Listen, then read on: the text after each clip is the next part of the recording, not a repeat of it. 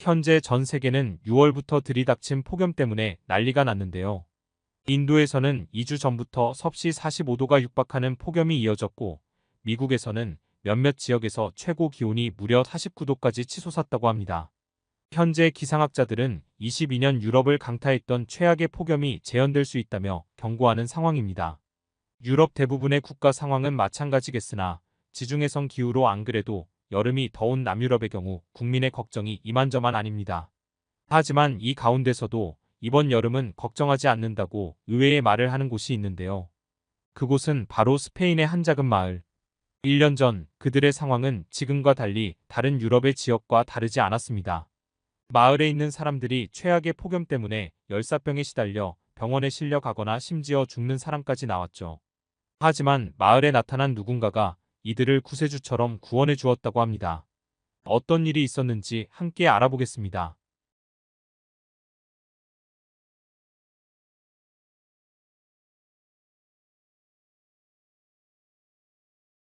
안녕하세요.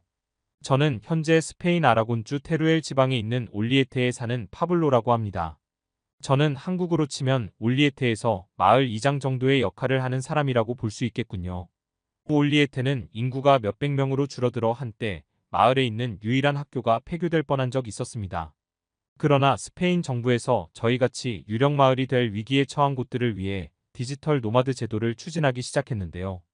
정부에서 추진한 원격 근로자를 위한 마을 네트워크 프로그램에 가입한 저희는 디지털 노마드 마을로 홍보되었고, 고속 인터넷을 설치했으며 마을의 와이파이 환경을 개선했습니다. 비록 도시처럼 많은 시설이 있는 것은 아니지만 자연 풍경이 무척 아름다운 올리에떼에는 물 좋고 공기 좋은 곳을 찾아온 외국인이나 국내 재택근무자들이 몰려들기 시작했습니다. 사람들은 복잡한 바르셀로나보다 조용하고 평화로우며 생활비도 싼 올리에테에 와서 행복해하는 듯 했습니다.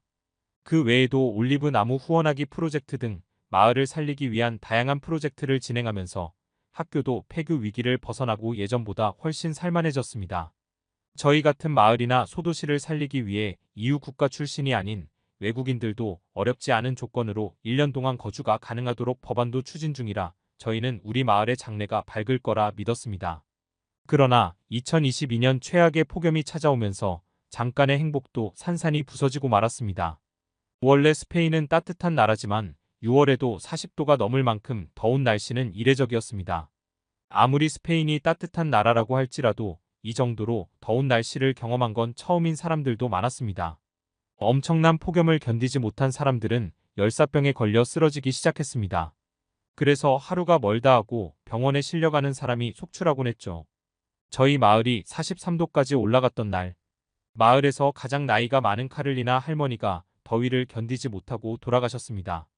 마을 주민들은 모두 검은색 상복을 입고 할머니의 죽음을 애도했지요. 매일같이 한두 명씩 실려가거나 심지어 죽는 사람까지 나오는데 외지인들도 영향을 받기 시작했습니다. 외지인들은 저희 마을을 떠나기 시작했습니다. 자연 좋고 따뜻한 곳을 찾아서 온 재택근무자들은 차라리 생활비가 비싸더라도 날씨가 조금이라도 선선한 나라를 찾아 떠나버렸죠. 마을은 점점 다시 예전처럼 황폐해져 갔습니다.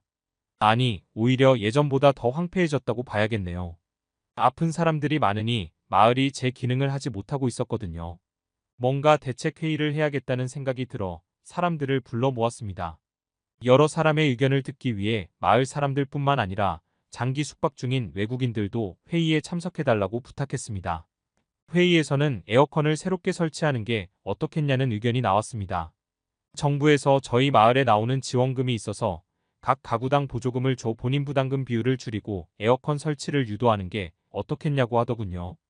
요즘에는 저렴하면서도 성능 좋은 외국산 에어컨이 많으니 더위를 생각하면 충분히 쓸만한 비용이라는 것이죠. 웬만한 가정마다 에어컨이 있는 한국과 달리 저희 스페인은 에어컨이 없는 가정이 많습니다. 스페인 인구 중 3분의 1만이 에어컨을 갖추고 있는 정도죠. 심지어 에어컨을 갖춘 사람들도 옛날에 산 에어컨이라 전기를 많이 먹는 정속형 에어컨을 구비하고 있는 경우가 많아 안 쓰는 사람이 허다했습니다. 에어컨을 설치하자는 주민 말을 들어보면 요즘 나오는 인버터형은 에너지 효율이 좋은 제품이 많아 전기세도 훨씬 덜 나온다고 하더군요. 그러나 한 가지 큰 문제가 있었습니다. 바로 에어컨을 설치하고 싶어도 에어컨 설치 예약이 많이 잡혀 사람을 부를 수 없는 수준이었다는 겁니다. 에어컨 회사에 전화를 걸어보니 그들은 꽤 난감한 목소리로 최소 3달 이상은 기다려야 한다고 했습니다. 무더위를 에어컨으로 이겨내야 한다는 생각은 저희뿐만이 아니었던 모양입니다. 에어컨을 잘 안 쓰는 스페인 사람들조차 이번 여름은 못 참겠는지 에어컨을 사겠다는 사람이 한둘이 아니라고 하더군요. 게다가 에어컨을 설치하자는 의견에 회의적이었던 어떤 주민은 에어컨을 산다고 해서 마음껏 쓸 수 있는 게 아니고 정부에서 에어컨 온도를 제한해서 시원하게 틀긴 힘들 것이라고 말했습니다.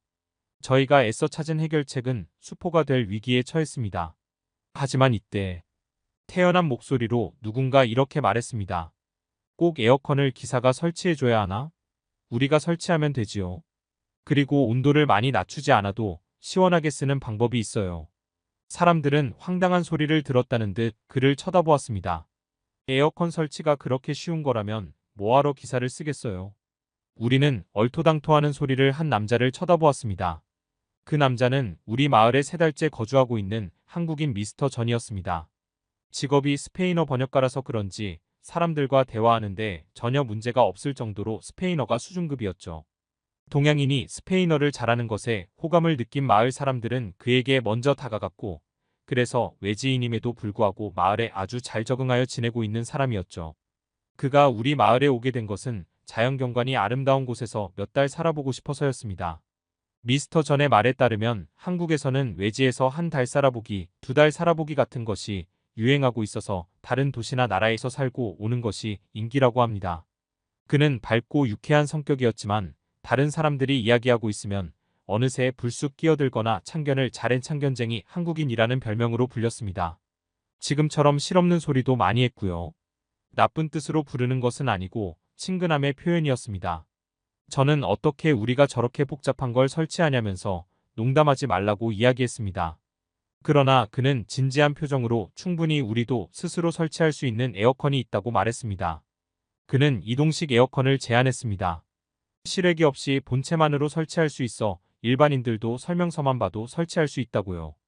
그는 자기가 쓰는 게 있으니 보여주겠다고 자취방으로 안내했습니다.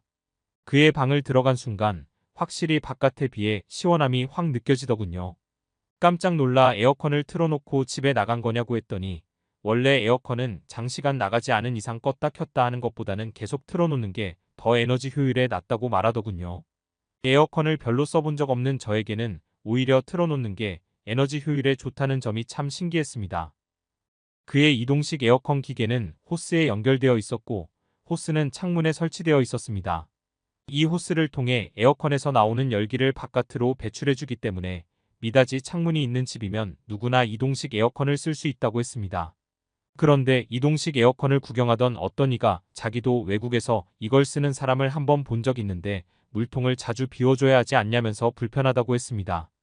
그리고 창문을 열어놓는데 비가 내릴 때는 어떻게 할 거냐고 말하더군요. 그러나 자기가 쓰는 요즘 한국 제품들은 자체적으로 기계 내에서 증발을 시켜줘 물통을 자주 비울 필요는 없다며 그도 에어컨을 틀고 나서 한 번도 물통을 안 비웠다고 말했죠. 빗물도 마찬가지로 증발시키기 때문에 크게 신경 쓰지 않아도 된다고 했습니다. 제가 이제 더 시원하게 하는 법을 알려드릴게요.